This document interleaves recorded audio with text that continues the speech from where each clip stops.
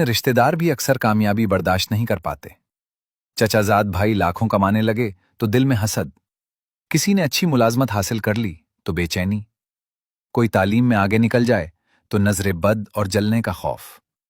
इसी हकीकत की शिद्दत का अंदाजा रसूलुल्लाह सल्लल्लाहु अलैहि वसल्लम की इस तंबीह से होता है कि आप सल्लल्लाहु अलैहि वसल्लम ने फरमाया, नजर इंसान को कब्र तक और ऊंट को हांडी तक पहुंचा देती है। नजर ऐसी शय है जो बाज़ौक़ात इरादे के बगैर भी लग जाती है। इसीलिए रसूलुल्लाह सल्लल्लाहु अलैहि वसल्लम ने ये रहनुमाई फरमाई कि जब तुम अपने भाई में कोई पसंदीदा चीज देखो तो उसके लिए बरकत की दुआ करो, अल्लाह उसके रिज्क और हाल में बरकत अता फरमाए। मगर मसला सिर्फ नजर और हसद तक महदूद नहीं रहता। हमारे मुआशरे में कुछ लोग ऐसे भी मौजूद हैं जो दूसरों की खुशियों को मिटाने के लिए जादू जैसे शैतानी हथकंडों का सहारा लेते हैं। कोई पुकार उठता है कि ए जादूगर मेरी मदद कर, मैं तुझे मालो दौलत से नवाज दूंगी। दूसरी तरफ आज के दौर में ज़हनी दबाव और बेचैनी इस हद तक फैल चुकी है कि हर 10 में से 8 अफराद किसी न किसी दर्जे में इसका शिकार हैं। जदीद नफ्सियात, जिसे नेगेटिव सेल्फ टॉक कहती है, हकीकत में वही वसवसे हैं जो दिल में डालते हैं कि तुम नाकाम हो, तुम कुछ नहीं कर सकते, लोग क्या कहेंगे। यही ख्यालात इंसान को अंदर से तोड़ देते हैं। नजर, हसद, जादू, जिन्नात और ज़हनी परेशानियों जैसे मसाइल का हल अल्लाह ताला ने सूरह फलक और सूरह नास में अता फरमाया है। जैसे कोई शख्स अपनी हिफाजत के लिए हथियार रखता है तो उसे उसके इस्तेमाल का इल्म भी होना चाहिए। इसी तरह हमें भी इन आयात के मानी समझने की जरूरत है ताकि हम यकीन और एतमाद के साथ उन्हें अपनी जिंदगी में हिफाजत की मजबूत ढाल बना सकें। आइए अब सूरह फलक और सूरह नास को जरा फहम के साथ देखते हैं।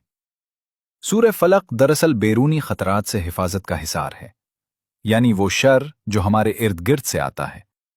इसका मफहूम कुछ यूं बनता है कि कह दीजिए, मैं सुबह के रब की पनाह चाहता हूं हर उस मखलूक के शर से जिसे उसने पैदा किया, और रात के फैलते हुए अंधेरे के नुकसान से, और उनके शर से जो गिरहों में फूंकी मारती हैं, और हसद करने वाले के शर से जब वो हसद पर उतर आए। इन आयात पर गौर करने से वाज़ेह होता है कि सूरह फलक हमें मखलूक़ात के शर, रात के अंधेरों के खौफ, जादू और शैतानी असरात और हसद की तपिश से बचाती है। अब सूरह नास की तरफ आते हैं, जिसमें फरमाया गया कि कह दीजिए, मैं इंसानों के रब की पनाह मांगता हूं, इंसानों के बादशाह की, इंसानों के माबूद की, उस वसवसा डालने वाले के शर से जो पीछे हट जाता है, जो लोगों के सीनों में वसवसे डालता है, ख्वाह वो जिन्नात में से हो या इंसानों में से। इन आयात की रोशनी में ये बात खुलकर सामने आती है कि सूरह नास दिल और दिमाग में आने वाले इन ख्यालात से हिफाजत करती है जो खौफ, बेचैनी, शक, रूहानी कमजोरी और मनफी सोच की शक्ल इख्तियार कर लेते हैं।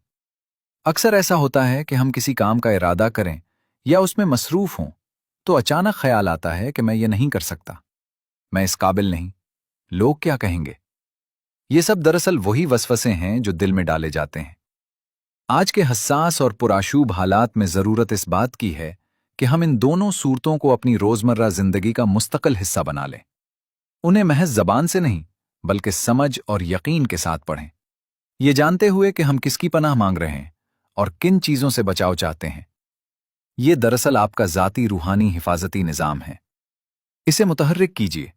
कुरान को समझने और समझाने के इस सफ़र में हमारे साथ जुड़े रहने के लिए चैनल को सब्सक्राइब करें, वीडियो को लाइक करें और कमेंट्स में अपनी राय ज़रूर लिखें।